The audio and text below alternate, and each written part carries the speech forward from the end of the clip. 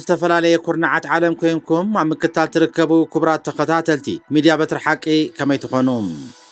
كابزي كاب استوديونا سلامتنا بمقدم نلومون كم تلمود اوانا وزيناتات نباخم كنبلو مينام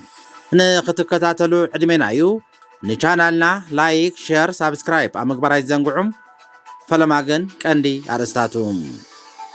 لعلوات عزت سراويت ايرتران تقراين تراخيبهم كم تزاتيو تقليصوم طلب ودب إثيوبيا بإرتراويان كدقف على خبل بريزيدنت محبر بحرنياتات إرترا قليصوم منيستر عثمان صالح لدبلوماسيات وصاي مبرهي كم ذهبه تحبيروم اب استفلالي كبابيتات تግራይ ወተሃደራዊ ግፋይ ይካሄድ ከም ዘሎ ተገሊጹም بتماساسال ዜናም ህዝባዊ ወያነ ሓርነት ትግራይ ብለይቲ ዝግበሩ ጉዕዞ አውቶቡሳት ከም ዝኣገደ ገሊጹም አምነስቲ ኢንተርናሽናል ዕጡቃት ዳዕመ ሰሪዕ ኣብ አልፋሽር ገበናት አንጻር ሰብአውነት ከም ዝፈጸሙ ገሊጹም አሜሪካን ኢራንን ኣብ ቀጠር ዱሓ ዝርርብ የካይዳ ከም ዘለዋ ተገሊጹም ውድ ብልጽግና አዲስ አበባ ክልል ንምግባር ውጥን ከም ዘውጽአ ገሊጹም እዚ ሚዲያ በትር ሓቂ እዩ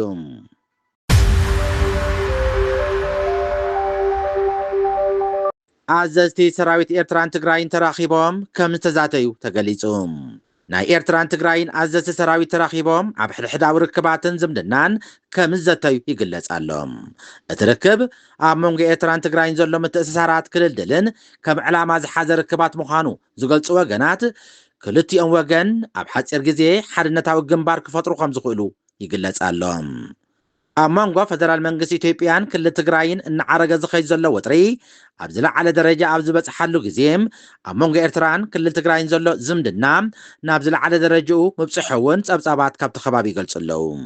ኣብ መንጎ ኤርትራን ኢትዮጵያን ኣብ 2018 ዝተፈጥረ ሓድሽ ተስፋ ሰላም ንክልቲአን ሃገራት ጥራይ ዘይኮነ ንመላእ ቀርኒ ኣፍሪቃውን ዓብይ ዝላእ ንቅድሚት ምዃኑ ክግለጽ ፀንሐ ኮይኑ ኣብ 2020 ዝተበገሰ ሓድሽ ኩናት ትግራይ ነቲ ተስፋ ከም ዘጸልሞቶን ኣብ መንጎ ክልል ትግራይን ፌደራል መንግስቲ ኢትዮጵያን ሰላም ክሰፍን ዝኽእል ስምምዕ ፕሪቶርያ ነቲ ኩናት ከም ዝዛዘመውን ይሕበር ኣብዚ ግዜ እዚ ኣብ መንጎ መንግስቲ ኤርትራን ፌደራል መንግስቲ ኢትዮጵያን ብሰንኪ ዝተፈጥረ ዘይምስናይ ኣብ መንጎ ኤርትራን ትግራይን ሓድሽ ልፍንቲ ድሕሪ ብምስራቱ ሓድሽ ኩናት ከየስዕብ ዓብይ ስጋኣት ተኸሲቱ ከም ዘለውን ምንጭታት የቃልሑ ኣለው ጠለብ ወደብ ኢትዮጵያ ብኤርትራውያን ክድገፍ ኣለዎ ክብል ፕሬዝደንት ማሕበር ባሕረኛታት ኤርትራ ተዛሪቦም ጠለብ ወደብ ኢትዮጵያ ብኢትዮጵያውያን ጥራይ ዘይኮነም ብኤርትራውያን ክድገፍ ኣለዎ ክብል ፕሬዝደንት ማሕበር ባሕረኛታት ኤርትራ ፓውሎ አንቶኒዮ ተዛሪቦም ፓውሎ አንቶኒዮም ኣብ እዋናዊ ጉዳያት ምስ መንግስታዊ ቴሌቪዥን ኢትዮጵያ ኢቲቪ ኣብ ዝገበሩ ቃለ ምሕተት ጠለብ ወደብ ኢትዮጵያ ብዘባዊ ኣመራፅታት ሰላም ብዝምልከት ኣብ መንጎ ክልቲአን ሃገራት ዝግበር ስምምዕ ሕግን ስርዓትን ሕቡራት ሃገራት ብዘኽብር ኣገባብ ኣብ ሓበራዊ ረብሓም ዝተመርኮሰ ክኸውን ከም ዘለዎ ገሊጹም ነቲ ጉዳይ ከም ማንም ኤርትራዊ ብንግዳዊ ኣጠማምታ ከም ዝሪኦ ዝገለጸ ፓውሎ አንቶኒዮም ኢትዮጵያም ኣብ ካልኦት ሃገራት ወደባት ከም እትጥቀም ኢትዮጵያ ኣብ ኤርትራ ዘድልያ ኣገልግሎት ንምርካብ እትገብሮ ፃዕሪ ሕድሕዳዊ ረብሓ ክሳብ ዝሃለወ ፃዊዒቱ ኩናት ወይ ምፍርራሕ ዝኾነሉ ምኽንያት ከም ዘየለ ገሊጹም ሚኒስተር ዑስማን ሳልሕ ንዲፕሎማሰኛታት ወፃኢ መብርሂ ከም ዝሃበ ተገሊጹ ሕቡራት ሃገራት ነቲ ንኹነታት ሰብኣዊ መሰላት ኤርትራ ክከታተል ዝመዘዞም ፍሉይ ወኪል ደው ከብሎ ሚኒስተር ጉዳያት ወፃኢ ኤርትራ ተማሕፂኑ ዑስማን ሳልሕ ኣብቲ ትማሊ ኣብቲ ሃገር ንዝርከቡ ዲፕሎማሰኛታት ወፃኢ ኣብ ዝሃቡ መብርሂ እቲ መዝነት ንምስሊ ኤርትራ ኣብ ምድዋን ከቢድ ጉድኣት ከም ዘውረደ ተዛሪብሎም እዚ ቅፅል ዘሎ ጎስጓስ ኣብ ወግዓዊ መጋቢያታት ሕቡራት ሃገራት ዝንብዑን ዘይሚዛናውን ትራኸ ብምፍጣር ኣብ ልዕሊ ውሽጣዊ ኩነታትና ዘንጸላለወ ዘይቁኑዕ ዓለማዊ ርድኢት ብምስናዕን ከቢድ ዕንወት ኣውሪዱ ከም ዝበለ ኣብ መንግስታዊ ማዕከን ዜናታት ሃገር ዝወፀ መግለጺ እቲ ሚኒስተር ይጠቅስ ኣብቲ ኣብ ርእሰ ከተማ ኣስመራ ዝተኻየደ ኣኼባ እቲ ጉዳይ ኣብ መንጎ ኤርትራን ሕብረት ኤውሮጳን ዘሎ ዝምድናም ክሓልኮ ከም ፀንሐውን እቲ ሚኒስተር ገሊጹ ኣሎ ነቲ ኣብ መንጎ ኤርትራን ሕብረት ኤውሮጳን ማሕበረሰብ ዓለምን ፀንሐ ኣብ ሓበራዊ ረብሓ ዝተመርኮሰ ዝምድና ቀጻሊ ዕንቃፋት ኮይኑ ይርከብ ኣሎ ክብል ገሊጹ ኣሎ ብዛዕባ ፍሉይ ወኪል ክልተኣዊ ጽምዶ ምቕጻል ሓናፀ ረብሓ የብሉን ዘለና ዲፕሎማስያዊ ዓቕሚ ወይ ድሮት ትካላዊ ግዜ እውን ኣብኡ ክነጥፍኦ ኣይኮናን ይብል እቲ ኤርትራዊ በዓል ስልጣን ኣብ ዝሓለፈ ወርሒ ፀብጻብ ንቤት ምክሪ ሰብኣዊ መሰላት ሕቡራት ሃገራት ዘቕረበ ፍሉይ ወኪል መሐመድ ዓብዱሰላም ባቢከር ኣብ ኤርትራ ዘይሕጋዊ ማእሰርቲ ጉዱድ ምስዋርን ሕማቕ ኣተሓሕዛ እሱራትን ካልእ ገበናትን ዝርከብዎም ከበድቲ ግሰት መሰላትን ይፍጸም ከም ዘሎ ገሊጹ ምንባሩ ይዝከር ሰመዚ ስርዓት ግደፍ ግን ዝቐረበሎም ክስታት ምግሃስ መሰላት ፖለቲካዊ ድርኺት ዘለዎ እዩ ብምባል ክነጽግዎ ጸኒሖም እዮም መንግስቲ ኤርትራ ምስተን መዝነት እቲ ፍሉይ ወኪል ዝድግፉ ወገናት ዝገብሮም ምይይጥ ብቐዋምነት ዝተዓጾ ምዃኑ እውን ኣፍሊጡሎም ፍሉያት ወኪላት ሰብኣዊ መሰላት ንሓደ ዓመት ከገልግሉ ብቤት ምክሪ ሰብኣዊ መሰላት ሕቡራት ሃገራት ኣብ ጀኔቫ ዝተመዙ እዮም ኣብ 2012 ተሓለቕቲ መሰላት ብዘካየድዎ ጎስጓስን ብመሪሕነት ጅቡቲ ሶማልያን ናይጀርያን ንሰብኣዊ መሰላት ኤርትራ ዝከታተል ቦታ ፍለይቲ ወኪል ንፈለማ እዋን ተፈጢሩ እዩ ኣሜሪካ ብሪጣንያን ሃገራት ሕብረት ኤውሮጳን ነቲ በተን ኣፍሪቃውያን ሃገራት ዝቐረበ እማመ ሙሉእ ደገፍ ሂበንኦ ከም ዝነበራ ዝፍለጥ እዩ ኣብ ዝተፈላለየ ከባቢታት ትግራይ ወተሃደራዊ ግፋይ ይካየድ ከም ዘሎ ተገሊጹ ሓድሽ ወተሃደራዊ ኣዋጅ ትግራይ ብዕሊ ናብ ትግባረ ኣብ ዝኣተወሉ ዘሎ እዋን ኣብ ህዝቢ ትግራይ ብሓፈሻም ኣብ መናእሰያትን ወለድን ድማ ብፍላይ ከቢድ ሻቁለት ፈጢሩ ከም ዘሎ ተገሊጹ ብዙሓት ተጋሩ ነቲ ቁፅሪ 366 እዝባር 2018 ብዝብል ዝፍለጥን ሓያል ተቃውሞ ዘተኣናግድ ዘሎን ኣዋጅ ኣመልኪቶም ኣብ ማሕበራውን ስሩዕን ሚድያታት ተቃውሞ ከስምዑ ጸኒሖም ኣለዉ ምዝ ብዝተኣሳሰር ኣብ ዝተፈላለየ ከባቢታት ትግራይ ወተሃደራዊ ግፋ ብሰፊሑ ይካየድ ከም ዘሎ ተገሊጹ ተጣበቕቲ ሰብኣዊ መሰላት ተኣዋጅ ሙሉእ ብሙሉእ ክስረዝ እንተዘይኮነ ከዓ ክኽለስ ይጽውዕ ኣለዉ ሁማን ራይትስ ዎች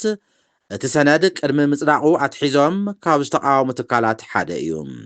መስራትን ምክትል ዳይሬክተርን ትካል በዓል ሙያ ሕጊ ኣቶ መብርሂ ብርሃኔም ነቲ ኣዋጅ ቀዲሞም ዝተቃወሙሉ ምኽንያት እቲ ኣዋጅ ኢትዮጵያ ከም ሃገር ዝፈረመትሉን ዘጽደቐቶን ዓለም ለኸ ቃል ኪዳን ዝጻባእ ምዃኑ እዩ ዝዛረብ ንግዚያዊ ምሕዳር ትግራይ ተኪኡ ስልጣን ዝተቆጻጸረ ዶክተር ደብረጽዮን ገብረ ሚካኤል ኣካል ነባር ክልላዊ ቤት ምክሪ ነቲ ሰነድ ኣብ ዝሓለፈ ጉንበት ዝተገልጸ ኮይኑ ኣብ ልዕሊ ህዝቢ ትግራይ ኣንጸላልዩ ዘሎ ሓደጋ ወራር ህልውና ንምምካት ዝዓለመ ከም ዝኾነ እዩ ዝምጎት ህዝባዊ ወያነ ሓርነት ትግራይ ብለይቲ ዝግበሩ ጉዕዞ ኣውቶቡሳት ከም ዝኣገደ ገሊጹ ኮሚሽን ፖሊስ ትግራይ ካብ መቐለን ካልኦት ዞባታትን ተበጊሶም ናብ ኣዲስ አበባን ካልኦት ክልላትን ብለይቲ ዝግበሩ ናይ ህዝቢ መጓዓዝያ ኣውቶቡሳት ጉዕዞ ሙሉእ ብሙሉእ ከም ዝኣገደ ኣፍሊጡሎም እሱ ጉምቲ ዝተወስደም እተን ብለይቲ ዝንቀሳቐሳ ኣውቶቡሳት ክጓዓዛ ከለዋ ኣብ ልዕሊ ህዝቢ ናይ ሓደጋ ትራፊክን ፀጥታን ስግኣት ይፈጥራ ከም ዘለዋ ብምጥቃስ እዩ ብተወሳኺ እቲ ብለይቲ ዝጓዓዝ ኣውቶቡሳት ንዘይሕጋዊ ምስጋር ደቂ ሰባት ምስጋር ስደተኛታትን መሰጋገሪ ይኾና ከም ዘለዋ ካብ ህዝቢ ጥርዓን ከም ዝበፅሖም ፖሊስ ትግራይ ሓቢሩሎም መንግስቲ ትግራይ ህላወን ድሕነትን ህዝቢ ትግራይ ንምውሓስ ኢሉ ኣብ ዝወርሒ እዚ ኣብ ዘውፅኦ ኣዋጅ ህፁፅ እዋን ዝኾነ ትግራዋይ ካብ ዝቐረበሉ ፃውዒት ክተት ወይ ካብ ምስላፍ ንምምላጥ ብምሕሳብ ዝተፈላለየ ሜላታት ብምትላል እንተተጠቂሙ መቕፃዕቲ ክወሃብ ምዃኑ ምግላፁ ዝፍለጥ እዩ ቅድሚ ሕጂ ኣብቲ ክልል ብለይቲ ዝግበሩ ጉዕዞታት ህዝባዊ መጓዓዝያ ፍቁድ ከም ዝነበረ ዝፍለጥ እዩ እንተኾነ ብመሰረት ሓላፊ መምርሒ ትራፊክ ፖሊስ ኮሚሽን ትግራይ ኣቶ ኣብርሃ ወረደ ዝተፈረመሉ መጓዓዝያ ወግዓዊ ደብዳቤም እዚ ሓድሽ እገዳዚ ካብ 25 ሰነ 2026 ጀሚሩ ኣብ ግብሪ ዝወዓለ ኮይኑ ካብ ምሸት 6 ፈረቓን ክሳብ ወጋሕታ 5 ፈረቓን ዝግበር ጉዕዞም ጠጠው ክብል ዝእዝዝ እዩ እቲ ናይ ምእጋድ ውሳኔ ካብ ቢሮ ትራንስፖርት መራኸብን 20 ሰነ 2026 ተጻሕፈ ደብዳቤ መሰረት ገይሩ ዝተወስደ ምዃኑ ተገሊጹሎም ፖሊስ ትግራይ ነቲ ናይ ህዝቢ ጉድኣት ንምክልኻል ኣብ ባይታ ዘሎ ኩነታት እናተኸታተለ ምስ ኣባላት ፖሊስ ትራፊክ መርመርቲ ኣካላትን ብምትሕባር ጽኑዕ ቁፅጥር ክገብር መምርሒ ኣመሓላሊፉሎም ኣምኒስቲ ኢንተርናሽናል ዕጡቓት ዳዕመ ሰሪዕ ኣብ ኣልፋሽር ገበናት ኣንጻር ሰብኣውነት ከም ዝፈጸሙ ገሊጹ እቶም ኣብ ሱዳን ዝንቀሳቐሱ ዕጡቓት ዳዕመ ሰሪዕ ዝሓለፈ ዓመት ንከተማ ኣልፋሽር ንምቁፅጻር ኣብ ዘካየድዎ ፍሪ ገበናት ኣንጻር ሰብኣውነት ምጽናት ዓልየትን ከም ዝፈጸሙ ሓደ ጸብጻብ ትካል ሰብኣዊ መሰላት ሓቢሩሎም። ኣብ ምዕራባዊ ዞባ ዳርፉር ንእትርከብ ከተማ ኣብ ከበባ ንምእታውን ንምቁፅጻርን ኣብ መንጎ ሰራዊት ሱዳንን ዳዕመ ሰሪዕን ኣብ ዝካየድ ዘሎ ኩናት ሕድሕድ ዝኸፍአ ደማዊ መድረኽ ኮይና ኣላ። ገበናት ዳዕመ ሰሪዕ ቅትለት ብሓይሊ ምምዝባል፣ ማእሰርቲ፣ ስቃይ፣ ዓመፅ፣ ጾታዊ ግህሰት፣ ካልኦት ዓይነት ጾታዊ ዓመፃትን ህዝቢ ምጽናትን ከምኡ እውን ምስጓግ ዘጠቃለለ እዩ ክብል ብረቡዕ ዝተዘርግሐ ብኣምነስቲ ኢንተርናሽናል ዝተካየደ ምርመራ ገሊጹሎም። ዳዕመ ሰሪዕ ብዛዕባ ጸብጻብ ኣምነስቲ ዝሃቦ ርእቶ ከም ዘየለን እንተኾነ ግን ኣቐዲሙ ንተመሳሰልቲ ክስታት ክነጽግ ጸኒሑ እዩ። ኣብ ሱዳን ኣብ መንጎ ሰራዊት ሱዳንን ዳዕመ ሰሪዕን ንልዕሊ 3 ዓመታት ኣብ ሕድሕዳዊ ግጭት ተሸሚማ ትርከብ ኣላ። እዚ ቀጻሊ ውሽጣዊ ኩናት እዚ ብኣማኢት ኣሽሓት ዝቁጸሩ ሰባት ከም ዝተቐትሉን ንልዕሊ 14 ሚልዮን ሰባት ድማ ካብ መረበቶም ከም ዘመዛበሉም ዝፍለጥ እዩ። ኣብ ልዕሊ ሰብኡት ኣንስትን ቆልዑን ዝፍጸም ሰፊሕ ጾታዊ ዓመፅ ከም ኣጽዋር ኩናት የገልግል ከም ዘሎ ሕቡራት ሃገራት ይገልጽ። ሰራዊት ሱዳን ዳዕመ ሰሪዕን ብገበናት ኩናት ዝተኸሱ ኮይኖም ክልቲኦም ወገናት ግን ነዚ ክስታት ከም ዝነጸግዎ ዝፍለጥ እዩ። ዳዕመ ሰሪዕ ካብ ዋና ከተማ ካርቱም ተደፊኦም ድሕሪ ምውፅኦም ነቲ ኣብ ምዕራባዊ ዞባ ዳርፉር ዘለዎም ቁፅፅር ንምጽናዕ ከተማ ኣልፋሽር ኣብ ትሕቲ ቁፅፅሮም ንምእታው ዝከኣሎም ዘበሎ ኩሉ ይገብሩ ኣለዉ። ዕላምኦም ድማ ጽልዎኦም ናብ ደቡባዊ ዝኽፋል እታ ሃገር ኣብ ዝርከባ ግዝኣታት ካርዶፉን ንምስፋሕ ከም ዝኾነ ተፈሊጡሎም። ኣሜሪካን ኢራንን ኣብ ቀጠር ዱሓ ዝርርብ የካይዳ ከም ዘለዋ ተገሊጹ። ኣብ መንጎ ኢራንን ኣሜሪካን ዝሓለፈ ሰሙን ድሕሪ ዝተረኣየ ኣሰካፊ መጥቃዕቲ ተኸፊቱ ዝጸንሐ ናይ ሰላም ማዕጾ ከይዕጾም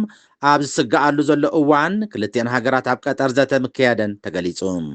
ፕረዚደንት ኣሜሪካ ዶናልድ ትራምፕ ኣሜሪካን ኢራንን ኣብ ርእሰ ከተማ ቀጠር ዱሓ ብተዘዋዋሪ ኣዝርርብ የካይዳ ከም ዘለዋ ድሕሪ ምሕባሩ ዝተጋወሐ እቲ ሓበሬታ ዘተ ክልቲአን ሃገራት ብጽቡቕን ሃናፅን ኣገባብ ይቕጽል ከም ዘሎም ትራምፕ ምግላጹ እውን ተሓቢሩሎም። ፕረዚደንት ኣሜሪካ ትራምፕ ነቲ ኣሜሪካ ኣብ መንጎ ክልቲአን ወገናት ዝተኻየደ ዘተ ኣመልኪቱ ዝሃቦ መግለጺ ኢራን ናይ ኒኩለር መደባታ ዝምልከት ስምምዕ ክትክትም ከም እትኽእል ክሕበር እንከሎም ምምሕዳር ኣሜሪካ ኢራን ኒኩለር ክተፍሪ ብዝኾነ ይኹን ምኽንያት ክቕበሎ ከም ዘይክእል እውን ተሓቢሩሎም። ትራምፕ ንጋዜጠኛታት ኣብ ዝሃቦ መግለጺ መስርሕ ምውጋድ ኒኩለር ኢራን ኣዝዩ ጽቡቕ ይኸይድ ከም ዘሎ ዝገለጸ ኮይኑ ነቲ በብእዋኑ ብመንግስቲ ኢራን ክወሃብ ጸንሐም እቲ ሃገር ናይ ኒኩለር መደባታ ናይ ምቁራጽ መደብ ከም ዘይብላ ዘነጽር መግለጽታት ዝጻረር ምዃኑ እውን ይሕበር። ኒኩለራዊ ኣጽዋር ብምምዕባል እትኽሰስ ኢራን ኒኩለራዊ መደባታ ንሰላም ዕላማ ዝዓለመ ምዃኑ እውን ክትገልጽ ጸንሐት ኮይናም ኒኩለር ጸዓት ደው ምባል ቀይሕ መስመር መንግስቲ ኢራን ምሕላፍ ምዃኑ እውን ክትጠቅስ ምጽንሓ ይግለጽ። ናይ ኒኩለር መደብ ኢራን ልዕሊ 70 ሚእታዊ ተሃኒጹ ከም ዘሎን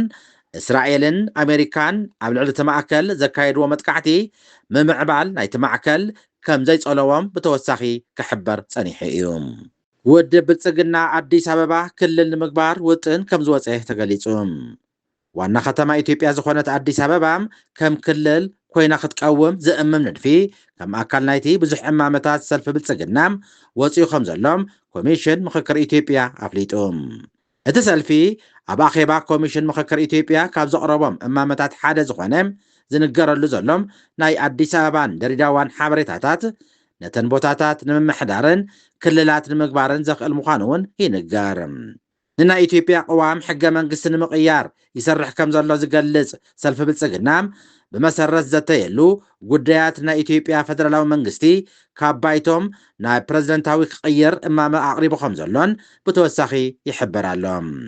ኣብ ኢትዮጵያ ዓበይቲ ለውጥታት ክፈጥር ዝኽእል ዝእመነሉ እዚ እማመታት ብወግዓዊ ሚድያታት ብልጽግና ክወፅእ ትፅቢት ከም ዘሎን ኣብ ኢትዮጵያ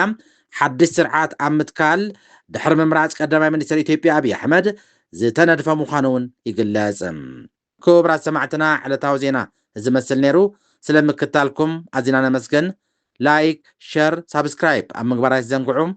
ድሓን ሕደሩ። ልዋም ለይቲ